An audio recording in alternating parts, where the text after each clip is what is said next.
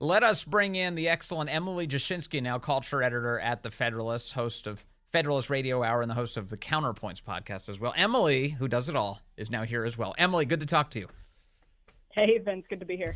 Let's talk about, I want to talk about the intel agencies and what they're up to, because I was hoping that we'd left this all behind in 2020, but it turns out we're not so lucky. We've got less than 6 months to go until the election, and we got a report this week that the Biden intel agencies have all begun once again resuming their censorship relationships with the big tech companies. In fact, it was Senate Intel Committee Chairman Mark Warner who revealed this week that all of these intel agencies are, once they're all fired up again, talking to the big tech companies and urging them to censor content that they claim is disinformation.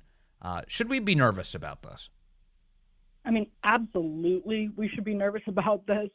My colleague Sean Fleetwood over at the Federalist, as soon as Mark Warner made that comment, reached out to the FBI basically to confirm that it was true. And the FBI, in response to Sean's request, immediately confirmed, basically, I think it was within like an hour, confirmed that, yes, indeed, they had they reopened those communications channels with those big tech companies. And it's a very big deal because we've seen exactly what happened. I mean, part of the revelation from the Twitter files is that they were basically in constant communication with the social media networks, the social media giants, about what information they deemed to be worthy of platforming and what kind of disinformation that they were worried about. And we saw how it worked out. We saw, in fact, there's a case in front of the Supreme Court right now that many people probably knew as Murphy v. Missouri, a huge case right now in front of the Supreme Court about how some of these relationships between, for example, the government and a publisher, a platform,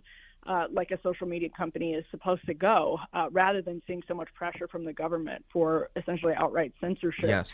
Of things that they deem to be unworthy of platforming. So it's a really big deal. I think it's not surprising at all that it happened, in the lead up to a presidential election. They want to have that power. And the government wants to have those communications too. They think it's good. Yes.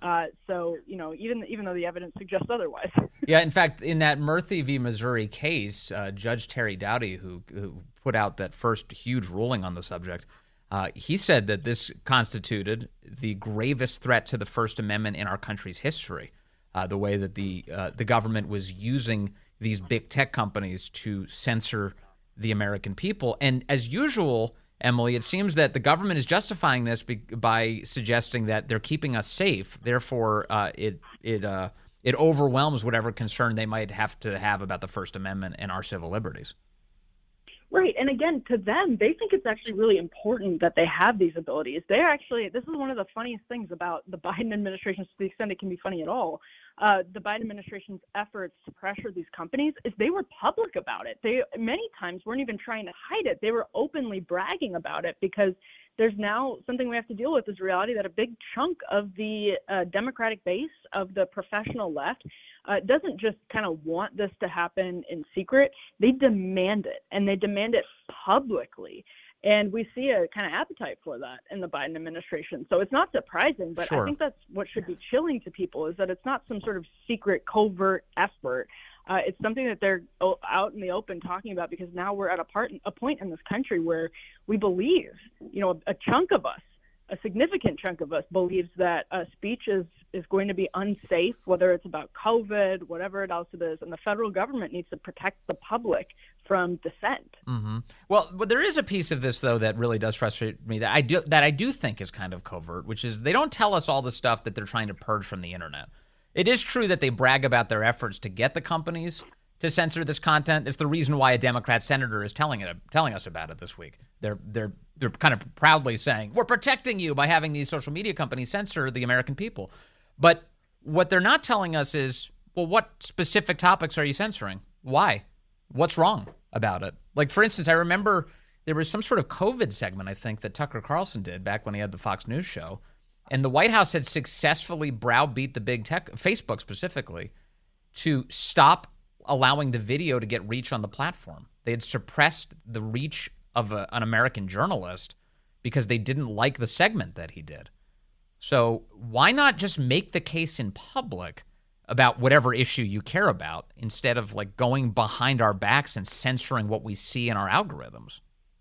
Yeah, I think that's a really good point. I feel like they still try to have it both ways. And I think probably because of legal reasons, they were hauled into court, hauled in front of the Supreme Court. In fact, it didn't take too long for that to happen. And so, it may be that they try to dodge these legal bullets and that they try to split hairs and say, this isn't censorship. This is protection. This is for everyone's own good. This is for the benefit of all of us. This is just, tending to the weeds of the free speech garden, whatever it is that they say. Yeah.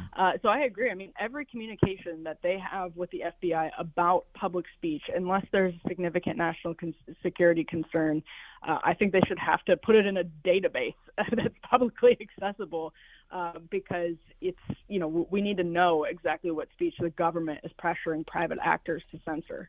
For sure. So let's move from sort of to the extent that we can have any good faith interpretations of what's going on here to, I think, a realist interpretation of what's happening here. This is happening, again, 6 months from the election.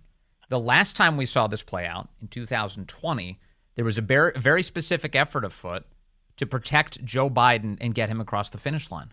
They were suppressing information about his family's income at the expense of the United States ahead of the election. And they were pressuring the big tech companies to do that. And it was organized by active CIA people at the time and 51 intelligence officials, all still very close to the government, and Antony Blinken and all of these guys. They were all involved in an effort to force the big tech companies to censor the American people. So why shouldn't we believe that's happening again right now in this election, Emily? Yeah, and I think we just got all the evidence that we needed that, it probably will, just by the fact that this confirmation comes in the run-up to the presidential election. I mean, we're basically in the summer before the presidential election at this point. So they'll make all of these arguments about, and we've seen it. And again, to some extent, your point is so valid, Vince. Like they're often now happy to admit it because they think they can put it in this with this phrasing that, to their base that demands this type of censorship. It meets all of those standards. They can say this is only about dangerous purveyors of Russian disinformation. That they are likely going to drop that out again. That in some way that's become their pretense for censorship. It's become their pretense for surveillance. They can basically stretch anything to be a concern over Russian disinformation or Russian interference. So they will, I have no doubt that they will find another excuse to do that again. It just seems completely obvious, especially now that there's just, we're less than a year away from the election, and they're announcing they're back at it, basically. Yeah, we're getting very close. Now, let me move to another story in the last 24 hours that fits the same topic, which is Wired Magazine, or I guess Wired is the name of the website, has, I would say, a very important report on the FBI's surveillance, spying on American citizens. The headline is Top FBI Official Urges Agents to Use Warrantless Wiretaps on U.S. Soil. And they say they've obtained an April 20th email. So this is not that long ago, a couple days ago, authored by FBI Deputy Director Paul Abate to employees. And it says the following: to continue to demonstrate why tools like this, that is Section 702 spying on American citizens, are essential to our mission, we need to use them. He emphasizes use. He puts it in italics, while also holding ourselves accountable for doing so properly and in compliance with legal requirements.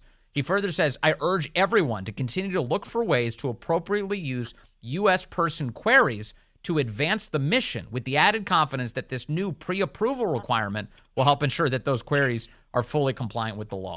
So this comes in the wake of Congress once again re-upping this spying authority for the FBI. And you have an FBI senior official, Emily Jashinsky, ordering his subordinates, you have to use this a lot in order for us to justify even having this power. So please, use it, use it, use it, use it. How else should I read that email? No, I think that's exactly what it is. This is the closest you'll get to like someone saying wink, wink, nod, nod in an email like that, especially someone, by the way, from the FBI, as a senior position in the FBI. And that April 20th memo means that it was in such close proximity to the passing of the bill that you can basically only read it in one way. It is urging the FBI, now that it has more quote unquote lawful authority, the continuation of the lawful authority, to use the lawful authority to the full extent of their ability. It's urging them to do that pretty clearly. And what I think is important for people to understand about Section 702 in particular is that, yes, Congress passed this bill reauthorizing it, and it is quote unquote lawful. It is patently, obviously unconstitutional surveillance. And so the way to read this, and even if it, people will say, well, it's been held up in court, et cetera, it is unconstitutional. Yeah, I mean, because the court system has been so fair lately. Haven't you noticed? Right. Yeah, exactly. And just so unbiased towards the government. But yes, I mean, it's obviously, it's one of those things that if you explained it to a third grader, they'd be like, oh, you can't do that, can you? Yeah. Here you have him urging you to do more. No, Schoolhouse Rock didn't cover this particular topic. No, not at all. There's adding to this is there's a Democrat congresswoman by the name of Zoe Lofgren from California. She's quoted in the Wired piece as saying that the FBI apparently lied to Congress about this because she says the deputy director's email seems to show that the FBI is actively pushing for more surveillance of Americans, not out of necessity, but as a default. This directly contradicts earlier assertions from the FBI during the debate over Section 702's reauthorization. Yeah, no kidding. Why is it that there were? I'm really disappointed that this happened, and this happened in no small part due to Speaker Mike Johnson helped push it over the finish line. He was literally the tie-breaking vote to prevent a warrant requirement from being put into this law. Congress just went along with the FBI's line here, Emily. They just said, okay, yeah, whatever you tell us, we'll do it, when in fact the FBI was lying to Congress. Yeah, by the way, after Mike Johnson said that, Glenn Greenwald just absolutely took him to the cleaners on this. Mike Johnson went on Glenn Greenwald's show and said very clearly that the FISA abuse is a serious problem, that 702 abuse specifically is a serious problem.